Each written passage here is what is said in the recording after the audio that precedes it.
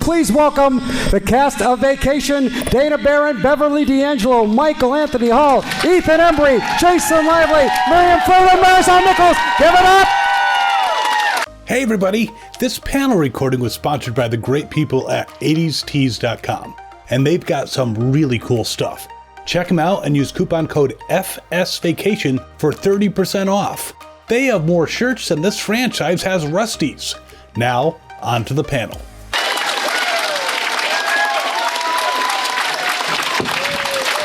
You can do better than that. It's the Vacation panel.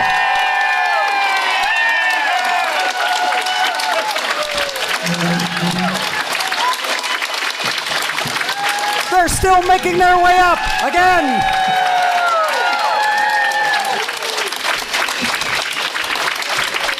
Welcome.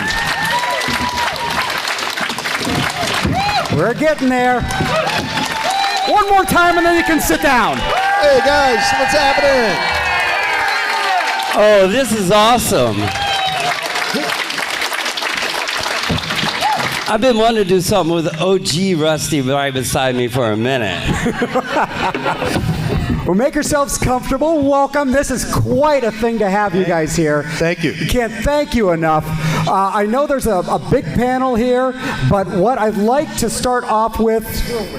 I'll just wait till you guys settle in. Talk amongst yourselves. I'll wait till you settle in. I would like everybody to take a turn, just saying a little bit about the film, why it's still so funny today, any anecdotes. Then we'll take questions from the audience, but I just want to make sure everybody has a chance to say something right off the bat. You're up first. Okay. Thank you very much. Anthony Michael Hall here, guys. How are you? Rusty, 1983 Vacation.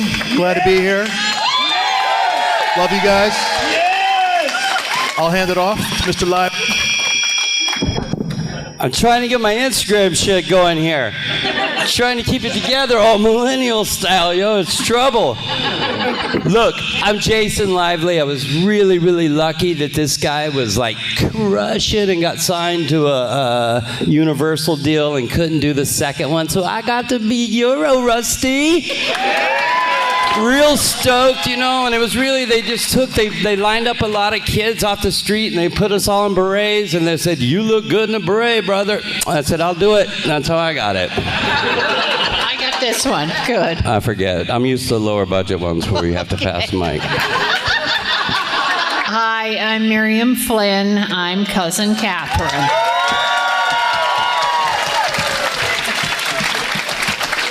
So, Beverly is saying that she's responsible for me being here, which is true because she said, "I've never done one of these." And she said, "Oh, come on, we're all going to be there. It's going to be really fun." And I'm glad she talked me into it. I did the original Vacation, Christmas Vacation, Vegas Vacation, and Christmas Vacation 2 with the lovely Dana Barron right down here. And yes, we're still good friends. So thanks for having us. Okay. Hello, everybody, and thank you for coming. I'm Bev D'Angelo. I played Ellen Griswold. And this is a real pleasure for me because I get to see everybody. Chevy gets in tonight, but he's not here till tomorrow. Who's Chevy? Yeah. But thanks for turning out. I know we all really appreciate it because it's a chance to really connect with you individually. This movie, this whole series of movies has brought so many people into my life consistently. You guys are all loyal. That it seems like it always means something to you, especially at Christmas, and that means a lot to me too. This role, I kind of based on my mom because that was my closest reference to a suburban kind of wife who was devoted to the family. And I'll tell you this little inside secret. I thought of all the Vacation movies actually as a romantic comedy because I saw them as opposed to like a road or a caper or anything like that as something that was about love, because everybody in those movies did everything for love, whether it was to get laid by the German girl. Yeah. You know. Keep the family together. We all had our own stories, but for me, Ellen was someone who loved her husband, loved her family, and hell or high water, she wasn't going anywhere. All intimations of adultery aside, she wasn't going anywhere. So anyway, thank you for appreciating that, and welcome. No, you got your own mics. Everybody's got a mic. Hi, I'm Marisol Nichols. I'm the fourth Audrey. And I was shocked when I got cast in Vegas Vacation because I was fresh off the boat from Chicago. They had me audition for 3 months. They cast somebody else. That person said no. They flew me. Yeah, they flew me. It was actually Brittany Murphy. No, Brittany Murphy. Brittany Murphy was originally the fourth Audrey. What? Yeah. And then they ended up giving me the role. And that was, honestly, this was the first movie set I had ever been on in my life. I had never even been an extra. So it was a very, very eye-opening experience, and I learned a lot, and I had a blast playing the fourth Audrey. So there you go. No, Europe. Here you go. My name is Ethan Embry. I was Marisol's brother. Who's the older brother? Who's older? Do we know? Is that?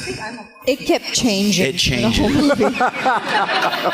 It did change because Audrey was older in the first beginning. one. And then it changed because. And then was she younger in the second one? Yeah. We don't even know. Bev, Michael grew, if you remember, so he played older by the end. I love that. Like, that to me is my favorite part, how the kids just keep getting mixed up. You know? Beverly does it to us all the time. She called me Anthony earlier. Well, also, we never figured out exactly how we were related. At one point I don't know what happened in my brain, but I started saying that we were sisters. And then somebody had to clarify, no, you're cousins, because he says in the first one, and we didn't know your which cousin side Catherine. we were on because Marshall would act like he knew Eddie, and anyway, we never figured that one out either. All right. Dana, all yours. So I'm Audrey number 1. Yay!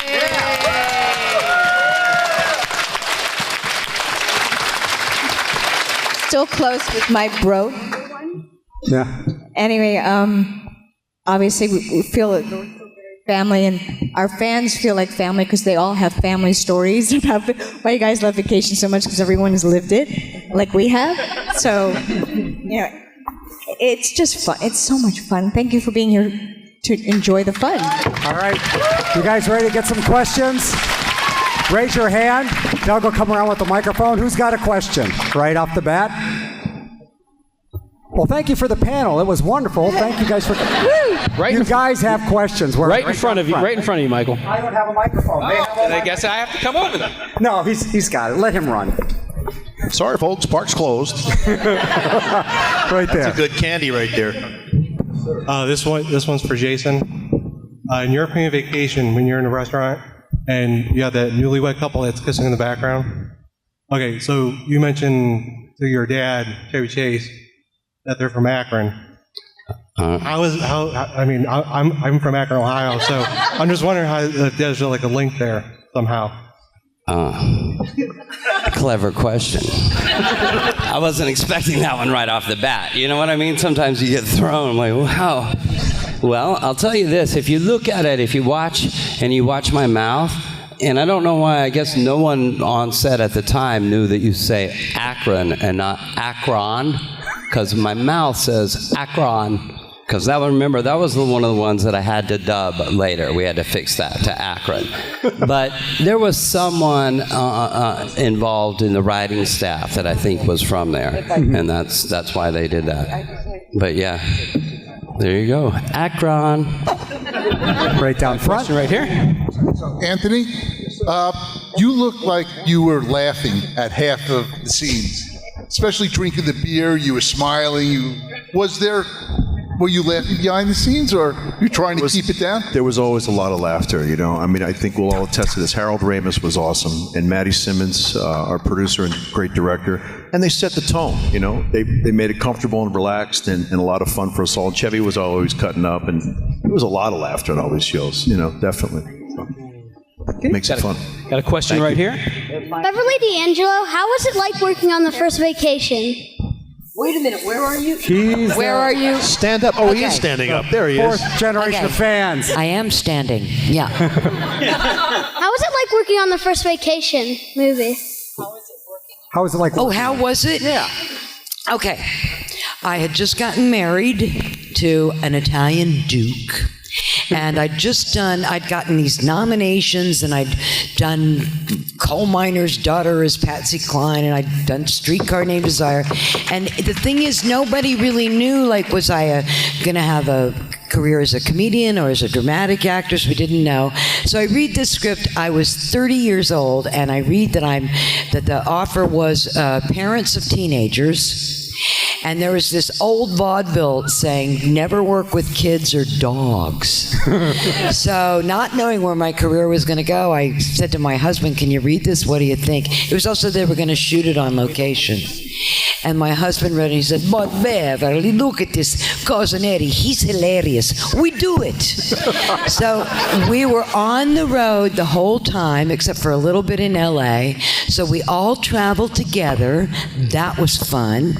And it was really, we were kind of like, we formed a real family unit because we were all staying in the same hotels and obviously all on the same locations. And so it was a lot of fun. And it was also the first time.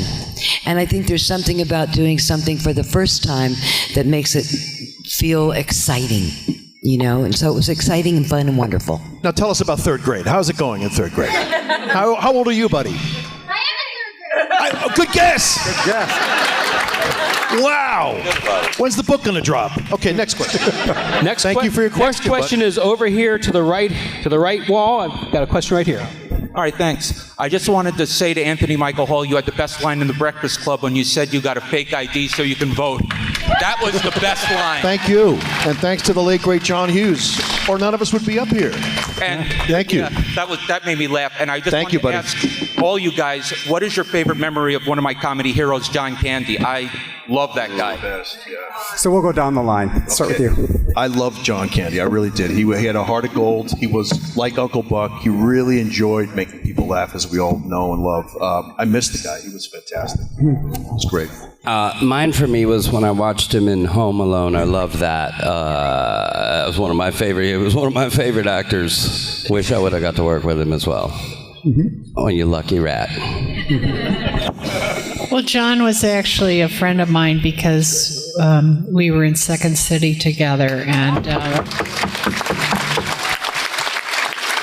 we had worked together, and he was just, I'm still very close to his family. He was just the sweetest, dearest guy in the world, and our paths didn't cross doing the original Vacation, but of course it was still like seeing your brother, you know, oh good, John's in it too. So anyway, yeah, he's a dear, sweet man. Second that motion. I love John, and it turned out that John was a fan of a band called Toto, which is a big band in the 80s. And I knew the drummer, Jeff Porcaro, and we were talking. He told me about that. They had a hit out when we were shooting it or something. He said he wanted to meet Jeff. And he was staying at a hotel in Universal City, which just means that I looked to find a sushi place that night that was close to both John and Jeff. I said, you know what? There's a sushi place just close to your hotel. What time do you want to come? He told me the time. We're there waiting for him. And John walked in, and the first thing he said, he was in workout gear, and he goes, oh, I just worked out for an hour. He sits down, and he ordered 2 whiskeys. And so that really endeared me, that kind of particular Canadian club. Oh, probably Canadian. Did you know he drank that? Yes, I did. Okay, look. Okay, and I asked Marisol, she knows that story, and I asked her if I should share that, and I share that with absolute love. You know, no denigration whatsoever. It was just really endearing, and he was fantastic. He was good. And the stuff that you saw him do, that came from him. Like when he was on the, for those of you who saw the first one, when he was on the roller coaster, Right. That and pretending, that all that stuff came from him. All the little things, that character, and it was fantastic. There was also, one thing that's important. Sorry, one thing that's important. The first vacation originally had a different ending. Yes. And we shot it, and they do these tests with the endings. So we shot it, and the original ending, and then we all got called back months later to shoot a new ending, and that's when John was cast, because the original ending, we never get into Wally World in the original ending. What we do is we go to Mr. Wally's house and hold him at gunpoint and make his staff, who's there at his house, sing and dance for us. But it didn't, for some reason, when they were doing these screenings, the reason that they came back and explained to me why we were going to do something different is because they kept getting these comments where people were so frustrated that they didn't actually get to go into Wally World. So that's what brought John Candy into the film. So that's my John Candy story. Dana? Can you go for me? What? I don't have a John Candy story. Do you have a third one? I feel like you I do. don't. Okay. I'm just a huge fan. He was brilliant. Whoever asked that question, a genius of his time, and it ended too soon. Yeah, same. I never got to meet him, unfortunately. Of course, I watched Planes, Trains, and Automobiles I watch it on 4th of July. I loved it so much. He was supposed to do a small part in Dutch, but that also fell out too. But he was brilliant, an American icon. Yep. Dana? Canadian icon. I have to admit, I had never heard of John Candy before he came on the film. And when he came on the set, and young Michael, who's younger than I a little bit, he's like, do you know who that is? John, I'm like, no, I don't know. He's like, Second City, John Candy. He's like jumping up and down, like crazy jumping. And he was so excited. And I'm like, oh, okay. And I very quickly learned that it's a man of, he was just kind, the people that just leave you with this impression of just this kindness and quietness about him, but yet funny at the same time. So I really, really, really enjoyed going on the roller coaster and feeling nauseous with him. So, yes, we miss John and Harold and all the people that we've lost, but they're still in our family and part of our spirit, all of us. So we're very lucky to have them as part of vacation. Yeah. Okay, we got a question over here. Two questions? Two questions over here on the right-hand side. This is the first one. This is for Beverly and Miriam. What was your favorite behind-the-scenes story from Christmas Vacation and favorite quote from Christmas Vacation?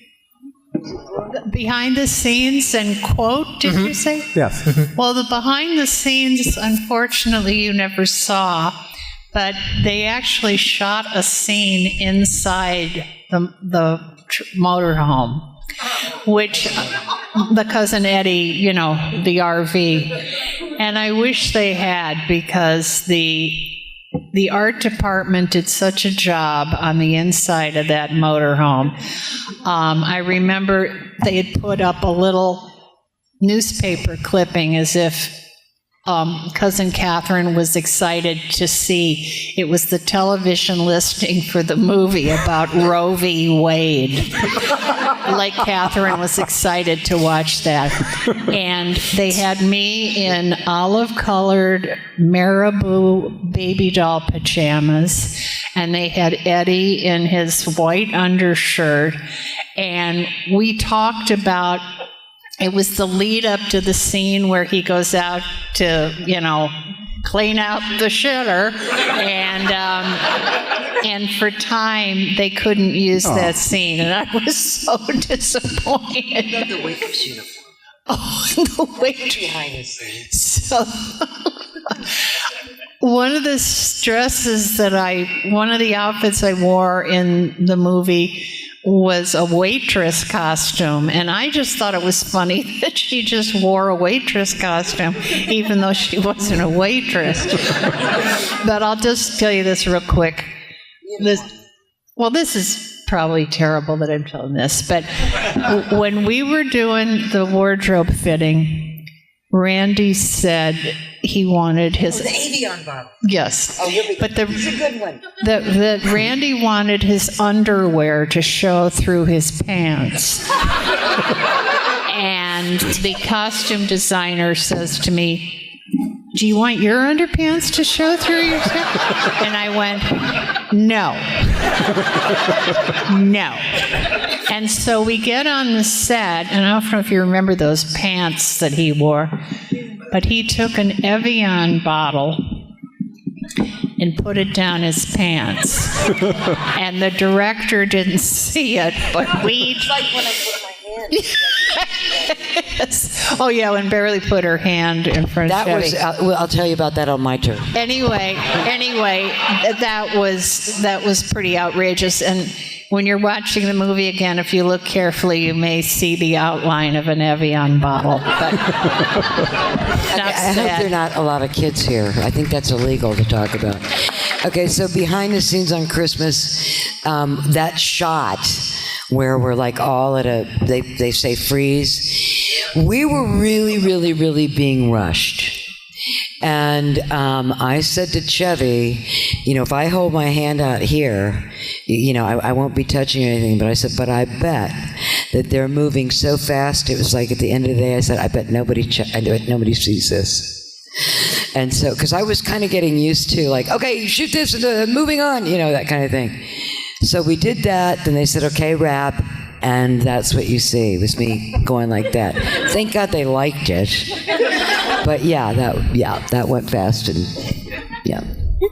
Another question over here on the right. All right. Out of the 4 vacation films, which took the longest to film and why? Okay, that's brain teaser. I don't know, dude. I don't remember. In general, they were all, and these were all old days except for the 5th one. And in general, that was about what, you guys? Like about a 3-month schedule. Yeah. They don't do it like that anymore, because the reason that they took long back then is because it was before, this might be getting a little technical, but it was before they shot on digital film. And it was really special, I'll tell you, because when you shot films on 35 millimeter in a 35 millimeter camera, the film itself, they had to light it specially, and you'd come and rehearse, and they'd get the shots, and the film itself was precious. So when you'd arrive on the set, you knew that you were about to do something that was very special and was going to be rare.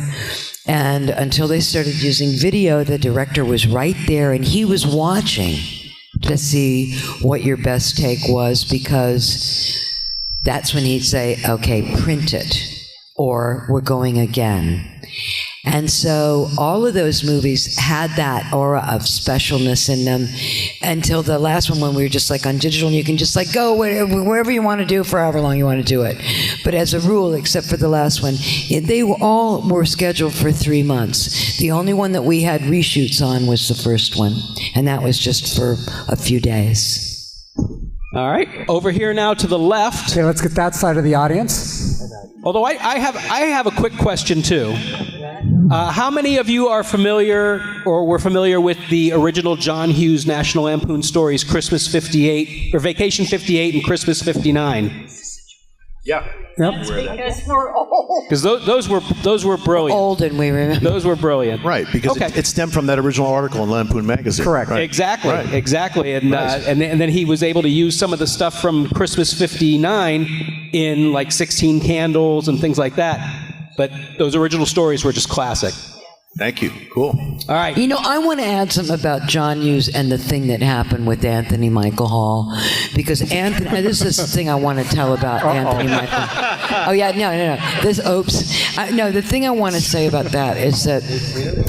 So Michael started out that film as a little kind of geeky kid, and really by the time we came back for the reshoots, he was like 4 inches taller.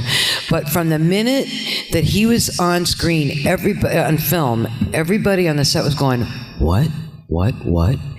And we shot that scene in Monument Valley where he and Chevy share a beer. And Michael, there was nothing in Michael's can. Michael did that. And he put the thing, remember the bloody nose? You put that up there. And everybody went, oh my God. And that was really the beginning of a very special relationship and a trajectory for Michael. Because it was like John Hughes, they say that a lot of directors have their muse, they have their thing, and that started there, and that was very a special thing. I want to tell that story. It's really his story to tell. But speaking of John Hughes, Thank you. And the acting with nothing in the can, acting. Thank you very much. You like that swill? There was nothing in that can. It was all swill. It's terrible. Right, Thank you, Beverly. That was very kind of you. This gentleman right here has a question. At Christmas Vacation, was it hard for Chevy Chase to remember that berserk moment when he was like saying all those lines? Do you guys know? All right, okay. First, I'm going to tell you, number one, there's no sin in using cue cards. In fact, Marlon Brando, who some of you might know, but who he is, but Marlon Brando, who's considered by a lot of people really kind of certainly a great actor, but a cutting edge for the kind of acting that we see in films. He really changed things up. He used to use an earplug. So there's no crime in it because, as an actor, you get in this zone, and sometimes the words are just a code for what you're feeling anyway. I know that's, again, a little technical, but Chevy used cue cards. And in fact, in that scene, the shot that you see with the back of the family like this and him ranting and raving, what you would have seen on the front of us was a big poster around our necks with certain words on it. I'm so glad he's not here because he maybe would kill me. But anyway, with certain words on it. I'm glad you told that story and not me. So when you watch it, well, you want it behind the scenes, but when you watch it again, you will notice that where he looks for the different sections of the speech. But I want to make sure I tell you this. There's no crime in that. It enabled him to, instead of thinking, where does this speech go? Where does this rant go? Or what's my next line? He could just stay in that zone and deliver that magnificent scene, at that energy level. He didn't have to worry about, did I say it? Did I say because that was also written by John Hughes, and we all really wanted to pay allegiance to that writing. We didn't want to improvise a lot. You know what I mean? Because the words were so great. Whereas, okay, that's all. Okay, well, I have a question for the first Vacation movie. Imogene Coca was in the film, an incredible classic comedian. If you could share any stories or any interactions you might have had with Imogene Coca. Dana, do you want to tell something? You have an Imogene story? I would love to have an Imogene story. Oh, there's so many different ones. I don't know if people know that she had gotten, this is a little different, she'd gotten into a bad car accident before we shot, and she was worried about being in a truckster, but her agent didn't tell her the truth that there was going to be actually on the road film. She thought it was all going to be green screened, so she decided to do it, but she was literally terrified driving with us, and she was put her hand on the roof like scared. Wow. driving, but she was such a trooper. It didn't matter. She just did it anyway. Didn't matter. She was tired. She just, tired and scared and all that. She just did it, and she was a trooper, and just it was wonderful having her there and having her laugh all the time. And she was scared. Oh, here's something funny. She was scared about being too mean. Do you remember that? She didn't. She was like, was I too mean, yelling at the kids and all that? I'm like, everyone's like, no, you're fine. It's great. It's funny. She's like, really? She wasn't used to being so mean. So that was something we enjoyed about Emma Jane. Nice. Well, this is pretty wild. They did a documentary at one point about the original Vacation, and they asked me a question about her. And the first scene in the movie was the Cousin Eddie and Catherine picking up Aunt Edna. So that was the first thing we shot. And I'd met Imogen Coco, and she was so frail. And I said, oh my God, and Harold Ramis, dear departed Harold, was the director, and he was also a friend of mine from Second City. So I said to Harold, and I told this on this little documentary, I said, Harold, she's never going to be able to do this. She's so frail. She's so, delicate. And he said, no, she's fine. She's fine. So the first scene where she comes out with the walker, she hits the ground with that walker. She's hitting every comedy bit. And I'm like, okay, I was wrong. Then in the documentary, Harold says, and then later on, we're driving, and she completely forgot where she was. She had a stroke. She had a stroke in front of Beverly, and I was like, it's so bizarre because I didn't know that happened. I didn't know either. I don't know if most of us knew, actually. But I had said to him, I don't know, but she was such a trooper that when she got on set, boom. But I want to tell you something. She, in the car, she couldn't remember anything. Michael, were you in the car? You might remember that. Or you were young. I was young, but I remember her being afraid of driving because she had that accident. But she, we were shooting in Bakersfield. She couldn't remember her lines, and she was really, really embarrassed. And it turned out that she had like a little thing happen. And guess what? What? She came back 2 days later. She was such a pro and so determined and so proud and aced it. Wow. That was her. We won't see the likes of that person again. She was a total pro, and it was her idea in that scene where Cousin Eddie asks for the money. He says, "Can I borrow some?" And Clark flinches when he says 30,000 or something. It was Imogen's idea. She does this weird movement where she's sitting there. I'm going to stand, and she goes, "Oh, come on and give it to him." And that thing of using your foot in your hand, she said she used that all the time when she did a comedy show, that Show of Shows thing with Sid Caesar back then. So she was really trotting out all the gold because she was something. But yeah, she was proud and all that. Great. She was great. We got a question right over here. Hello from Chicagoland. I live in the wonderful city called Chicago, and not only are we proud to be home of the Griswolds, which we would love if you guys did a show there as well, but we are home to Harold Ramis and John Hughes. And proud home. My question for you all is either or, Harold Ramis or John Hughes, can you tell us some really good stories? I'm very intrigued by the stories of John Hughes traveling with you on the first Vacation movie. Well, I can just say this about them both. I mean, I wouldn't be sitting here without Harold and John. And they actually had a lot of similarities when I look back and I reflect on it. They were always laughing. They were always trying to make it better. They were naturally gifted, great writers and comedians. Well, Harold. And just that sense of collaboration, just wanting to make the scene better. Their scripts were great. And they were really like your first champion. They were, as Beverly described earlier, they were right there watching the scenes being shot with you. And they were just great guys. They were mentors to me, and I was honored to have worked for them. Really was great guys they were. So we miss you both, Harold. and John, and Maddie Simmons, our producer. Oh, yeah.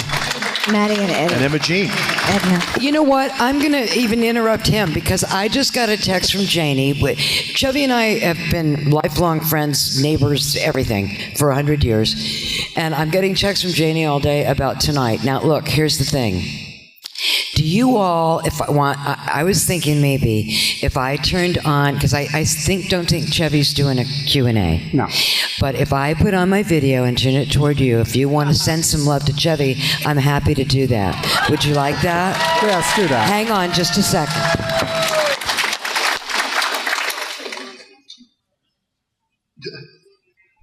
Hold on. Are you going to FaceTime him? Okay. All right. Hold on. All right.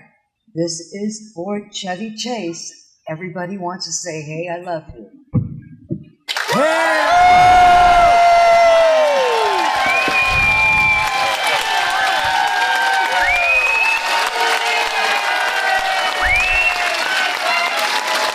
Right.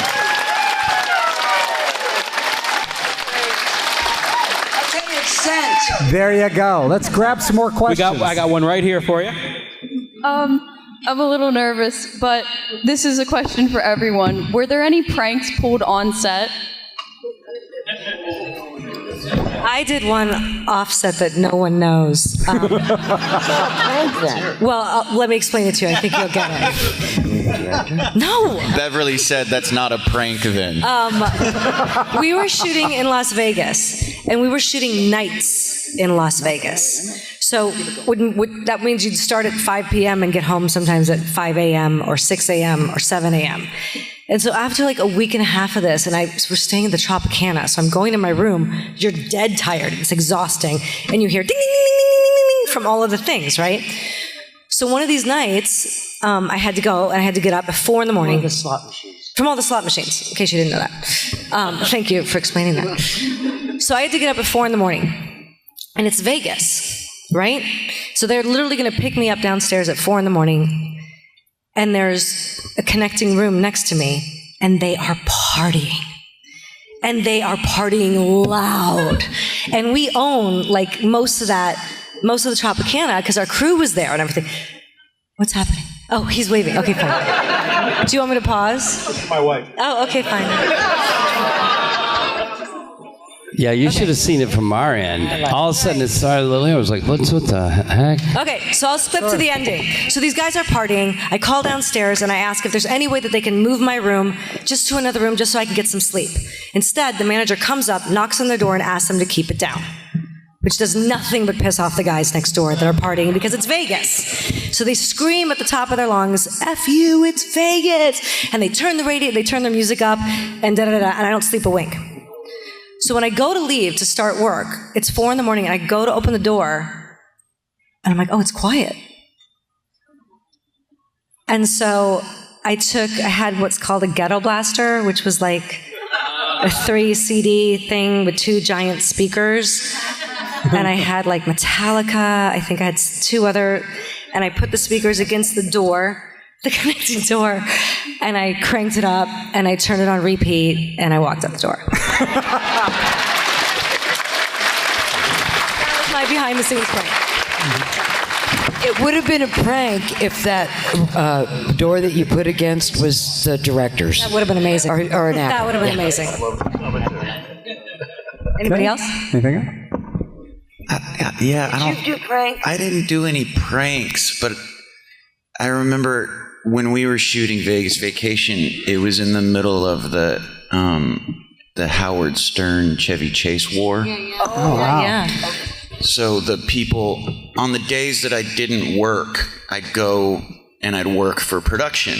Because I was 17, I couldn't. Yeah, I would do like second AD work. Yeah, and because I couldn't do anything, I'm stuck in Vegas. I can't go anywhere, so I'd go work, and I would keep the Howard Stern fans from trying to get on camera. So they were pranking. It's less of a my prank. By the way, can I throw in this thing? It's Frank and Grace, right? What's that? I always get the order wrong. Frank and Yeah, Grace. Okay, I got to say this. If you don't know this, first of all, this guy is a fantastic actor. This woman's a fantastic actor, and you can look up, find it on Amazon. Good Christian Bells, where she kills it. And Ethan Embry, for what is that? 8 years that you have done that show. Frankie and Grace, Jane Fonda, and Lily Tomlin. Yeah. This guy, check it out. I had to throw that in. I got Chevy Chase prank stories, though. All right. Okay. All right, I didn't prank Chevy, but this is what I remember, because everyone asked me what was it like, and what was like. I'm like, Chevy at that time, European, he was the man. He was hysterical. Vacation had already crushed it, SNL, and he really was that, the character you see, I'm Chevy Chase and you're not. That was who I got to work with. And he was a blast, but he was nonstop doing pranks, and not on us, but to entertain us. And I don't know if you remember, but we were walking out of a little restaurant in Italy, just a little place, and back in the day when they would have the wire rack with like candies and mints and all the stuff, and he wouldn't pass anything like that without Chevy chasing that shit up, right? Grab one, knock over, and ended up taking the whole. And those people like, oh no. But that's the Chevy I got to work with. The guy that just really, really performed for us, and really was so funny, made it hard to do a lot of the scenes. That's great. He would. One of the things that I did when I was working on my days off, they when we're acting, they have someone tell us when they're ready for us. They warn the hair and makeup and wardrobe. You've got 40. So anyway, they gave me to care for Chevy for a little while. So I'd hang out in Chevy's room with a walkie, waiting for them to say they're ready for Chevy. Those days are one of the things I remember the most, sitting up in Chevy's hotel room, and he's giving me physical comedy lessons. Wow. Like how to fall over the ottoman. Yeah. And he's like backing, and like, no, you do it like this, falling over backwards, teaching me the straw trick, the double take, teaching me how to do a great double take. Yeah. Nice. Great. We're closing in on the hour mark. Can you guys do some more for it? You guys mind keep going? Sure. How about you guys? Couple more questions. Keep it going. Let's keep going with some more questions. We're at the hour mark, but there's no Q&A after There's this. a kid over there that's been having his hand up like the whole time. Keep your hand up. Okay, who's got his hand up? I'll get to you next, but since she's got a question right here in front, and then I'll head back to the kid with the hand up. Good. You're on deck, bro. Up next. So I apologize to everybody right now that this is a thank you and not a specific question. First off, in our household, the vacation movies were watched all through my childhood, so thank you to everybody up on the stage. But this is for Beverly and Miriam. Christmas Vacation was such an important part of our holiday season, and my mom, just that squirrel scene, like, was her favorite thing on the planet. The squirrel scene when the squirrel's running around and you're going down the stairs and everything's happening. My mom passed away. I took care of her. And the day we found out she was passing away, we all sat in the room together and watched Christmas Vacation together. And I just wanted to thank you for making something that gave us that moment, because it was a really sad day. And that wasn't a sad part of it. We got to share that together. So thank you. That's so sweet. That's so wonderful. I have to tell you. You know what? That's really sweet. Thank you. I modeled this character on my mom. And so I have an emotional attachment too, and we just lost her too. I get it, but thanks. I'm glad there's something there for you. And we both hear this all the time, but I find, like, once October starts, people come up to me and they go, how do I know you? Did we go to school together? No. Did our kids go to school together? One woman actually said to me, I go through the whole list, no. And I said, well, I'm an actress. She said, no, that's not it. But Christmas Vacation has this place in people's families that's so sweet. And oh, that's such a wonderful story. Thank you for sharing that. Okay. All right. The kid back here that had his hand up. Yeah, buddy. Now he doesn't want to ask a question. No, No time for shy. Come on. Go ahead. What's your question? For all the Rusties out there, were you always funny as a kid? Say it again. All the Rusties, were you always funny as kids? My mother always told me I was funny looking. I didn't know I was funny until I met John Hughes. But thanks for your question, buddy. And what grade are you in, bud? Fourth. Fourth grade. Give us your name. What's your name? Grant Cooper. All right. Now, Mr. Lively. Damn, I gotta pump him up, son. Hey, what sport are you in? I'm a big fan of that sport. I was freaking hysterical the whole time of my life. Thanks for the question. Fourth grade rules. Okay, wrap it up. There's a lot of evidence of my childhood that will show you how insane I was. Pretty much until my late 20s. Okay, we have to actually wrap it up. We're running out of time. We have time for one more question. So what I would rather have, rather than make it a good question for everyone so they can all answer it, or we can just go down the line. It's up to you. If this is for all of them. Is this for all of them? It's for all of them. This is the final question. What was it like for all you guys to audition in the Vacation series? We'll start with Dana. What was it like to audition? The audition. I am a New Yorker, a proud New Yorker. And thank you. Anthony Mcalhom, Mike. We auditioned, he actually booked the audition before he went to the audition with Harold and Maddie, who are in New York, looking for kids because they couldn't find anyone in California. So Michael booked the job before I did. They knew immediately when they met him. We gotta keep those braces. We gotta keep those braces. That's what Maddie said to Harold. Very cute. But anyway, I came in to audition and did a scene where we were kind of bickering back and forth. And it was so much fun because I knew how to bicker. I have an older sister. So we did the bickering scene, and it was just immediate chemistry between Mike and I. And we're still very close. We live only like 3 miles apart, still stay in touch. It's a wonderful family with everybody involved. It's great. Okay. Thank you, Dana. Yeah. Audition? My memory was just meeting, going to Warner Brothers or National Lampoon. I think it was the Lampoon office, and I met Matty, our late great producer, great guy, and he was there with Harold, and I just had fun. Just remember reading the scene and going with it. Yeah, that's my answer. Mine, I remember, was cast by Marion Doherty, who's kind of legend in Hollywood. And I remember that I was really lucky to get to do it because he did a great job. Everybody knows it, right? I think he did a great job as Rusty, and I really was kind of stoked that John Hughes had liked him as much as he did and took him to do other things because I got to go to Europe. But it was great auditioning. It was a lot of improv involved in my audition. I don't know with the first one, but they said, look, just because it's written doesn't mean Chevy's going to say it. So I remember doing a lot of improv before getting the role. Nice. I actually did John Hughes' first film, and you can skip it. It's National Lampoon's Class Reunion. And Maddie and I became friends, and he called me and he said, I want you to come in and talk about this small role in this film we're doing. And Harold was a friend of mine. And they said, would you like to do this role of Cousin Catherine? And I said, oh, I can't. I'm pregnant. I just found out I'm pregnant. I was so excited.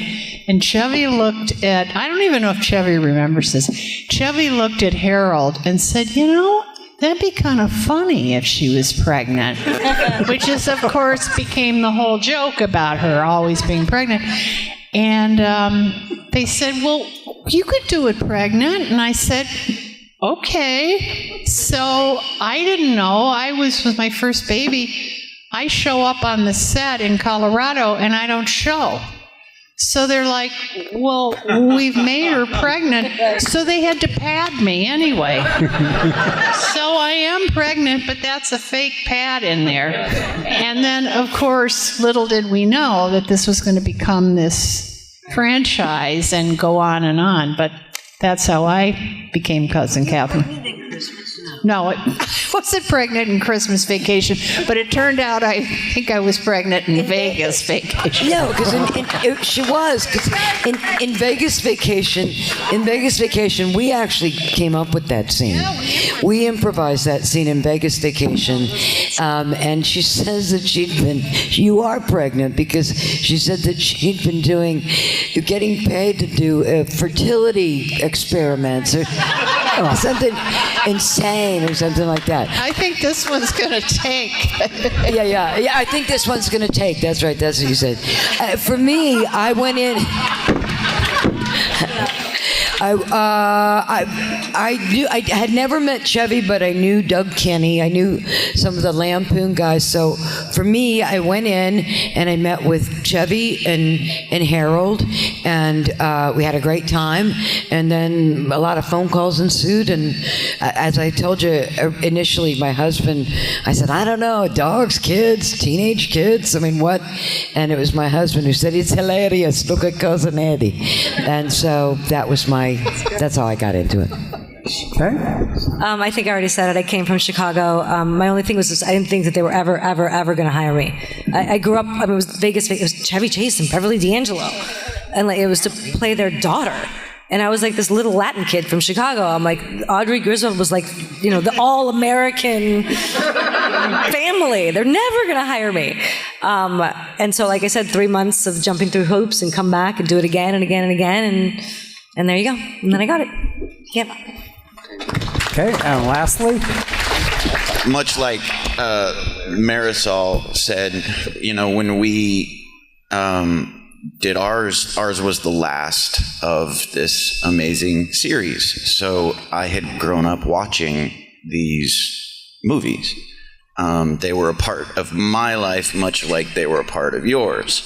So having the opportunity to go in and audition, I remember I first thought, okay, what's my worst/best Anthony Michael Hall impression? So I got like knee-high socks with the Adidas band and some Teva sandals and some Dockers shorts that were way too short on my thigh, and I wore a polo shirt. And that's all. I mean, I just did a bad Anthony Michael Hall impression. Well, thank you guys so much for coming out and doing this. This is beyond awesome. Give it up, the Vacation panel. You're here all weekend, signing and hanging out. You can do much better than that. Vacation panel. Hi guys, just a reminder that this panel recording was sponsored by our friends at 80stees.com. Use FS Vacation to get 30% off your order, and just putting on their shirts will make you feel like you're at Wally World. See you next time. This is John Glover, and you are watching Fandom Spotlight. Be sure to like, share, and subscribe. Lionel Luther recommends it. Have some fun. Follow your fandom.